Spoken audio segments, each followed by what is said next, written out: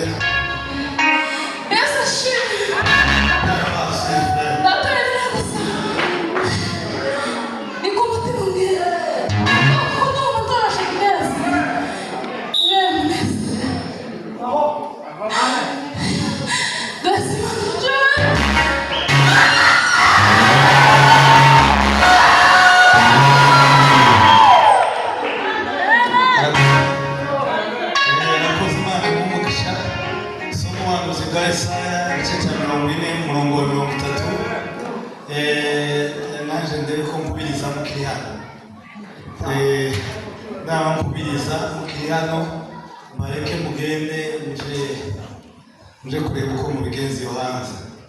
Yesaya 40:31 Bibiliya iravuze ngo ariko abategereza Uwiteka azasubizwamo imbaraga nshya, azatumbagira mu kirere, bagurukishe amababa nk'ibisiga, bazirukanka be kunanirwa, bazagenda be gucogora. Amen. Subiremo. Ariko abategereza Uwiteka bazasubizwamo imbaraga nshya, bazatumbagira mu kirere, bagurukishe amababa nk'ibisiga, baziruka be kunanirwa, bazagenda be gucogora. Amen. Amen. tuongeze hadi.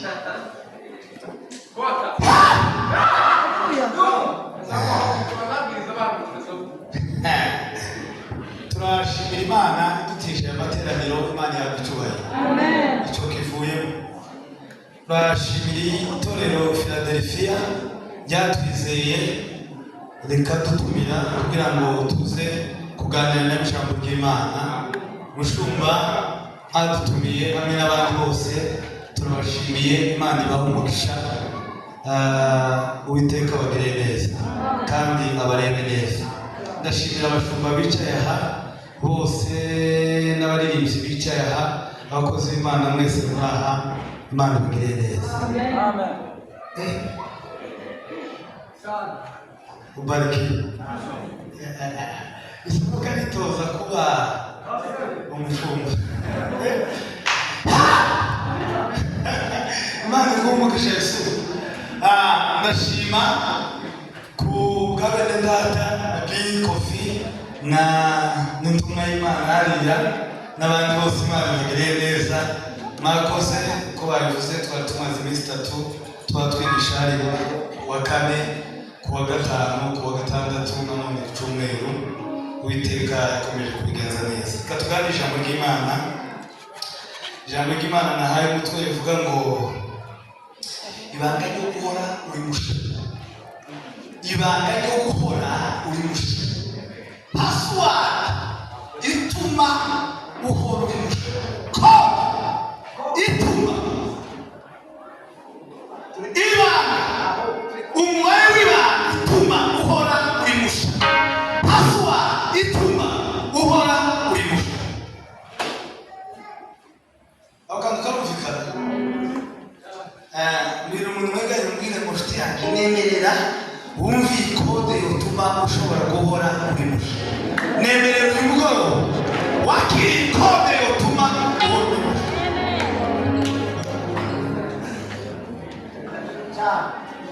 Buriya twese tugira imibare y'ibanga irinze ubutunzi bwacu. Tugira amakonte tudakunze kwerekana imibare yacu kugira ngo ntihagire undi uzajayo.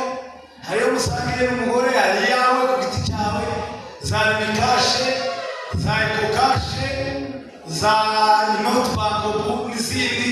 Mugenda mushyiramo imibare y'ibanga. Amatelefone yagwiriye WhatsApp. Hari usanga agira kode hano ahatangira kuri ekara, yagera hariya muri WhatsApp akabindi kode, akagera hariya mu yandi mazina akaba n'andi mazina arimo amakode. Ni rero uko ndategera rero ukagirayo ugasanga harimo ko amakode niwe uyazi. Sije ariko uyu mugoroba gakode nshaka kubabwira ni kode ishobora gutuma uhora uri musha. Amen. Amen. Amen. Bwana sifiwe sana. Sijya kure ni kikoko dusomye cyangwa se igisiga. Mu Kirundi bayita ngo ni bukuma, mu Gifaransa bayita ngo ni aigle, mu Cyongereza bayita eagle. Nuko eagle, aigle, ingukuma, igisiga hari ko javuze. Inyundo. Ibi bikunda kuboneka muri Amerika y'Amajyaruguru. Ino tuzitiranya n'ibindi bita ngo ni kagoma. Kagoma yashaka gusa n'inyunda ariko si birasa. Ndababwira ibintu 7 biranga. Niba nababwira utuntu 3 izikoresha bigatuma ihora aisha. Ndio. Nakuma nawe? Nani yangana mfutwa tu? Number 1, ikintu cya mbere kigize iyi gukuma cyangwa iyenge igizwe no kureba kure. Ndio. Izireba kure.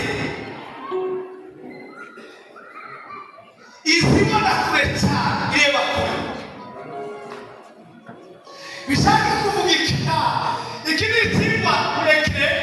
Niyo ndagura amasomo zayibishanya ku rusengero maremare. Hano harimo ibintu bibiri kubona kure.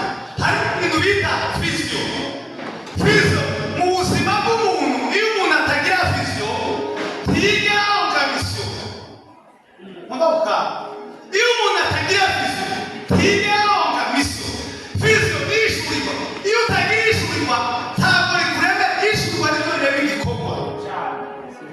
Unanielewa? Ishurirwa niryo riguhesha umurimo. Iyo utagira ishurirwa nta murimo.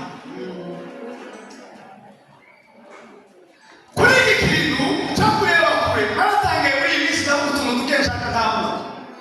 Hari abantu benshi bahumirije muri bino bihe. Yafatishije utuntu duke akazeba bagenda atareba ngo yafatishije. Agahumiriza ndugu yangu fungua macho, dunia ni mbaya. Fungua utafinyanga msumari.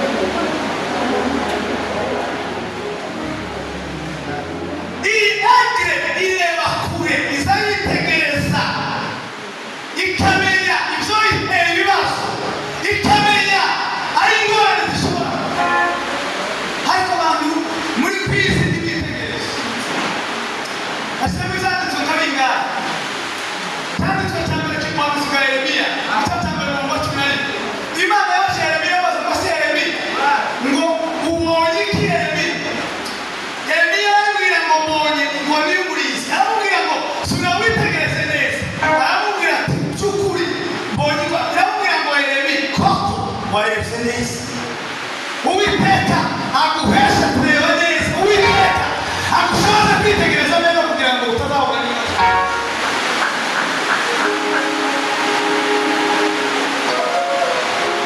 Sinzi niba utuma tutumvikana. Muranyumva?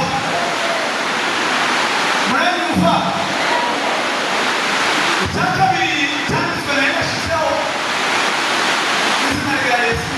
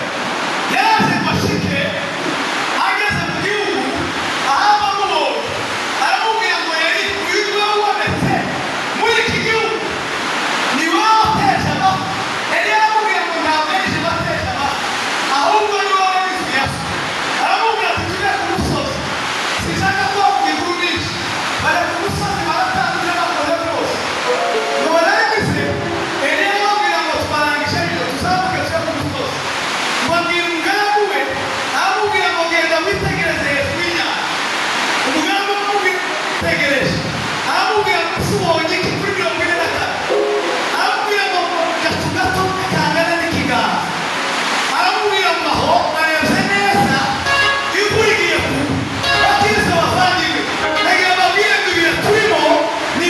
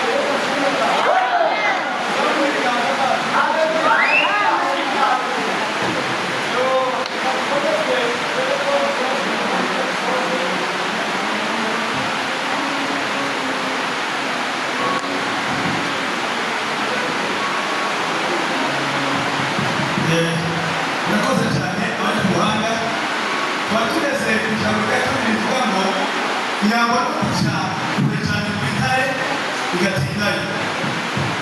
Narigeze mu buzima bw'umwuka mbabwira kuko aho gufata akanya hari umwigisha w'indagano ufata umwanya wihereye maze usenge uyibwire zose ku murongo y'ukugora. Imana iragukunda iragusubiza ntabwo izakura. Rero umuntu wese wamenye Kristo agomba gufata ibihe byo gutindana nawe. Hari ibintu bike nanditse hano, harimo n'ibyanditswe bikeya. Harimo icyanditswe cyo muri Matayo igice cya karindwi umurongo wa 23 kugeza ku murongo wa 26. Hari inkuru z'abantu babiri, inkuru y'umugabo w'umunyabwenge akaba ari inkuru y'umugabo w'umupfapfa. Bibiliya ivuga ngo abagabo bombi bateguye gahunda yo kubaka. Umwe bategura kubaka ku rutare, undi bategura kubaka ku musenyi. Noneho uyu mugabo wubatse ku rutare bukeye wifurira imivu yateye zose zikunda kuri ya nzu ngo ntiyagira iki, kuko uyu ngo yari yubatse kuri Kristo y'umunyabwenge. Uyu wa kabiri w'umupfapfa nawe ngo yubatse inzu ye ayubaka nk'uko yubatse, ayubaka ku musenyi. Bukeye wifurira imivu yateye zose ngo bihita bimanuka zikunda kuri ya nzu. Yazi amakuru rero kuko utari yubatse kuri Kristo. Nagira ngo ubwire ngo nushaka guhora wigusha, nushaka guhora ufite imbaraga yava kuri Kristo. Tuzamure ibiganza byacu. Ariko mbonye rero birinze ngo kuri urwo rutare niho zubaka inzu yacu, kandi ngo amarembo y'ikuzimu ntazagira gute, ntazayinyeganyeza. Niba ushaka gukomera uyu mugoroba nakuambia si natoboa si ubaka kuri Kristo. Tuzamure ibiganza byacu nimuvuge ngo haleluya cyane. Icya kabiri cyanditswe hariya n'Abakorinto cyangwa bavuga igice cya 10 umurongo wa 5. Nta mpamvu zo basoma kubera ko amasaha yagiye, ariko reka ngo mubwire ngo ufata akanya ubaka kuri Kristo. Ijambo rya gatatu riranga inguma cyangwa se egre irangwa no kuguruka cyane ikaja hejuru, kuguruka cyane ikaja hejuru. Kandi igeze hejuru ziyakorera ibintu bibiri. Ndavuga kimwe gusa, niyo mukirere n'izikorera ubuhinzi bwayo, reki yayo, amarondo yayo n'iziyakorera. Ni ukuvuga ngo ushaka kubika iburyo bw'umwuka, kuguruka kuja hejuru bigereranywa no kwizera. Muri iri yavuze ngo imani kuruka juu ya mambo yote. Iyo twakiriye kwizera tugendera hejuru y'ibigeragezo. Iyo dufite kwizera kurenga imisozi, iyo dufite kwizera kurenga ibibazo dufite, iyo twakiriye kwizera gusambura ingorane, iyo twakiriye kwizera gukura ibintu byose biremerera ubuzima bwacu. Tuzamure ibiganza byacu nimuvuge ngo haleluya cyane. Iyo umukristo adafite kwizera asanga mwese kwiteguza. Muwe hafi ikibazo ikinono kigusiga wagira ngo agafuka k'Imana zo gushambira imbeba z'abanyishimuzi ati mutaba ikibazo cy'abana. Kandi imbeba zitazaza kufite kawunga n'amahirwe yo kuronga umuceri zizaza tu, kandi ntabwo bazazifata zizabona mu nzu. Nagira ngo ababwire ngo bakire kwizera muri uyu mugoroba.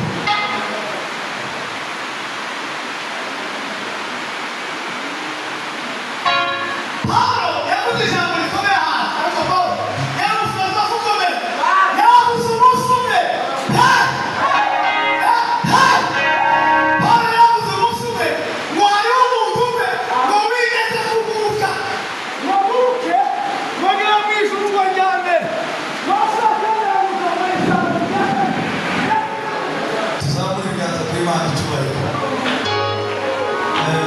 Reka tuzozereza dusenge tubirangize. Yesu wacu ko mbona abantu baba bataha.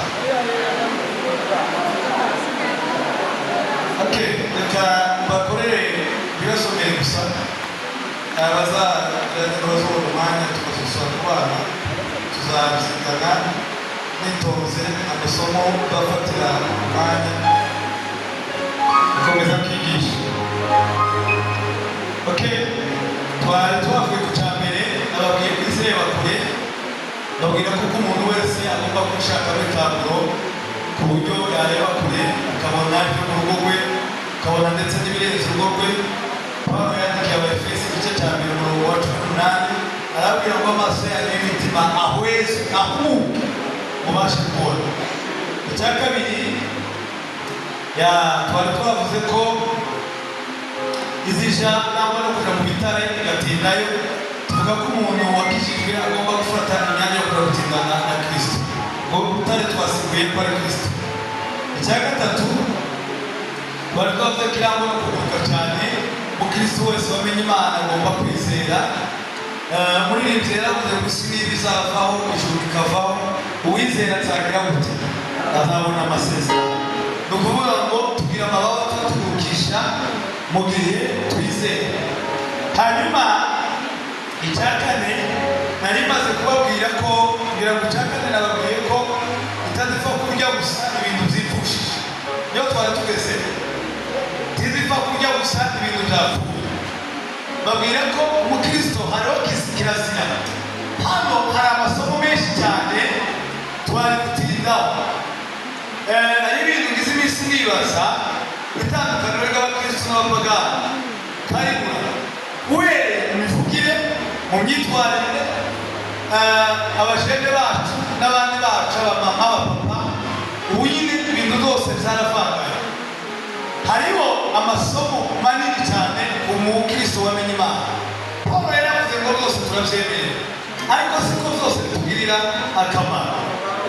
Aho nari kubatinda uhereye ku mikorere y'abakristo ndetse n'abashumba. Abakristo benshi dufite muri ibi bihe, uri kubona umuntu tumenye ko ari umurinzi cyangwa atari we. Cyangwa ibindi dufite ibintu bikorera isoni muri iki gihe. Nari gutinda kuri kano kantu cyane ndakigishaho. Abo tuvuga twazamura ibiganza uvuge ngo haleluya cyane.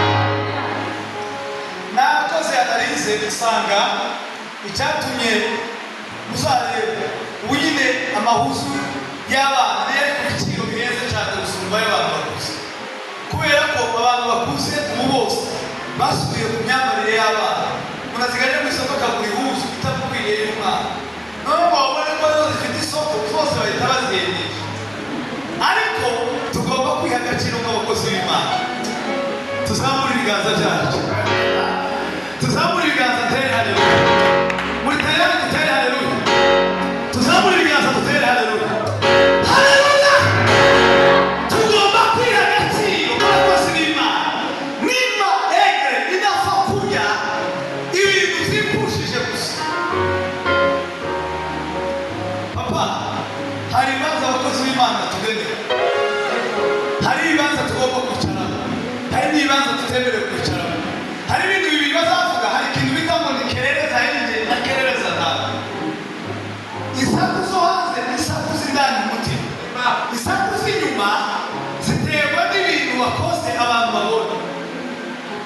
Urumva nk'ubu isuku usanze n'umuvayo wagenda wamiriza wakuta umushimukanwa kiraki eve wakanari komvayo abari mu Kamenge abajaya mwihute iraba mucara mirango ese n'imirango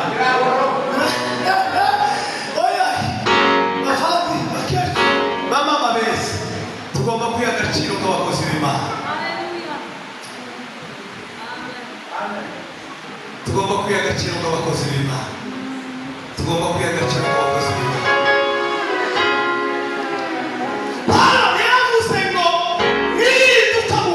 Utagenda, utagenda ubwenge, niba ugenda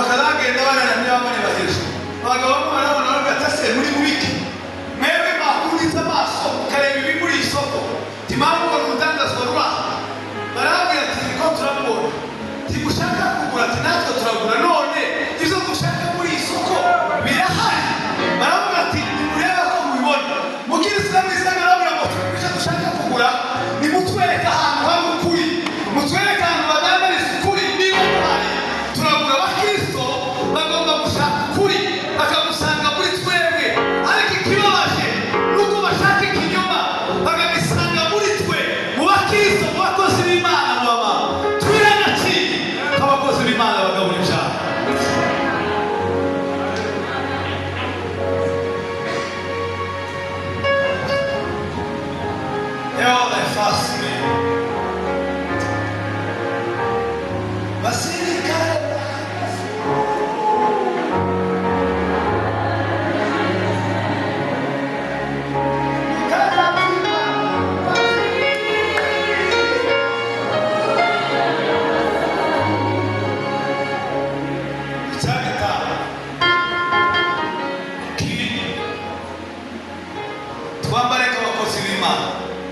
tuvuge nk'abakozi b'Imana kino cyaka dukore ibibereye abakozi b'Imana twirinde ibigahisha umurimo w'Imana twirinde ibitukisha aho dukorera n'aho tubana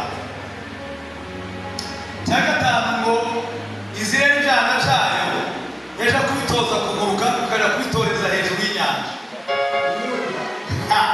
hejuru y'inyanja bikabishyira ku mababa yarangiza bikabirekura bikaguruka ngo bikagenda cyangwa kugwa mu nyanja bigahitiza ikongera mu kabirami bigasanga ikabijana bigeza kandi bigasubika bireka bishaka kuvuga isi bishaka kuvuga iki mu buzima bw'umwuka Kristo niwe mubyeyi wacu ariko natwe dufite abo tugomba gutoza hariya mu Rwanda kuva kabiri rwa Timoteyo kugira ngo ni kabiri no ku murongo wa kangahe yaravuze ngo Timote aho arabwira Timoteyo aramubwira ngo uzabigishe ibyo banyumvanye tukababwira ibyo ntakubwiye uzafata umwanya wo kwigisha abo nagutumyemo kandi nuje kubigisha uzababwira ibyo banyumvanye tuzamure ibiganza byacu nivuge ngo haleluya cyane haleluya cyane turavuga ngo rimwe na rimwe Imana izana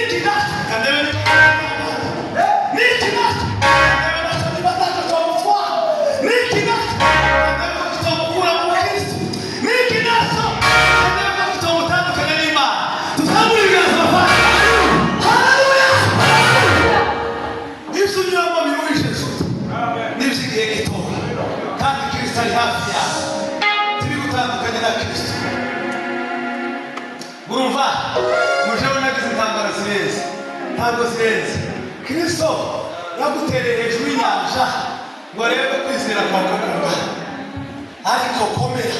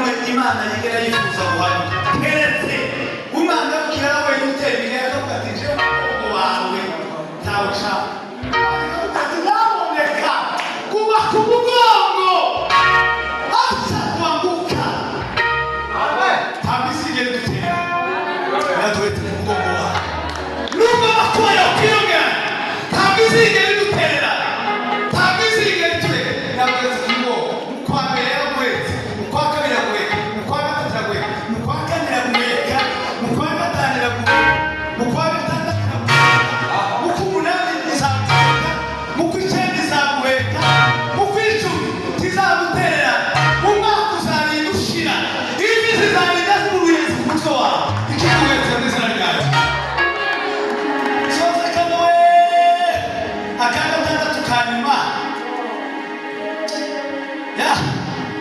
inyamaswa cyangwa se igisiga kiramba narigeze ku gatanu kiramba n'umuvuduko mwinshi egere igira umuvuduko urenze indi mivuduko ushaka gusigura iki ubuzima bw'umwuka umuvuduko ni ugukinguka kw'imiryango hari abantu bari bihebye muri ibi bihe biravuga ngo iyo Imana yuguruye ntawe ushobora kugara Imana yuguruye habe niyo abarozi bogenda bakagura amagufi yose yo mu Kamenge milango itakuwa wazi tu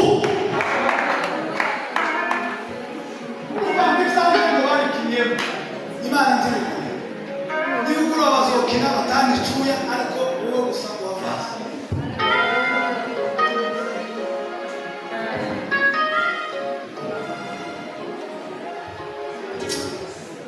kubera amasanzu asoje asoze kwaka urututuntu nababwiye ka password gatuma iyi kuguma cyangwa se egere orange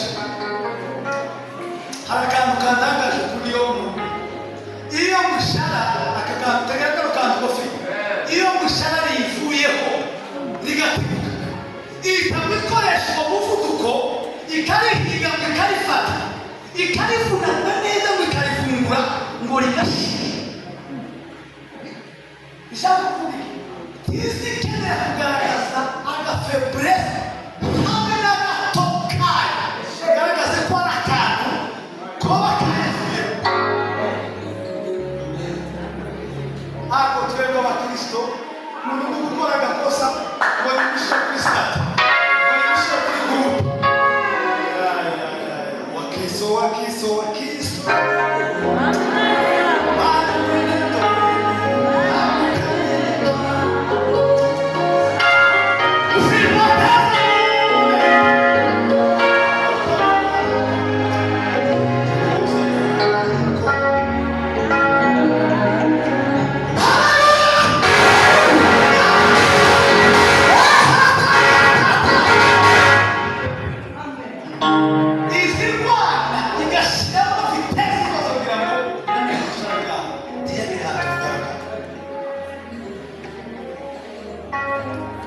bunutatu kode zayo zitatu zituma ihorana imbaraga namba wabo iyo mwimaze gusaza izijana izisubiye ahantu kure muri cya gitabo yamara kubashika igikorwa cya mbere ziko gakorana igikorwa cyo kwipfura amashara amori ikipfura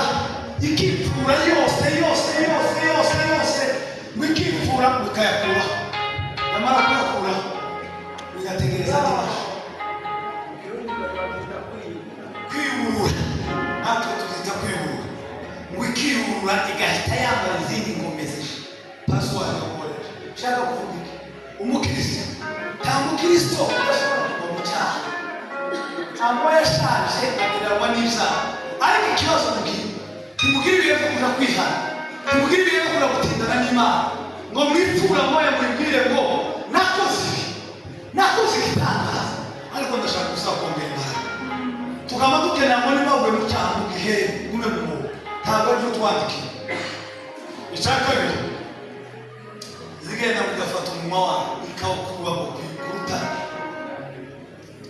ikawukuba ugahita yawe undi munwa musha yewe wari ukwiye kureba hantu ukicara ugasura mu magambo wavuze kubera muri jambo abantu baza bavuga bakaba bavuga nk'iriya yacometswe kuri purize bantu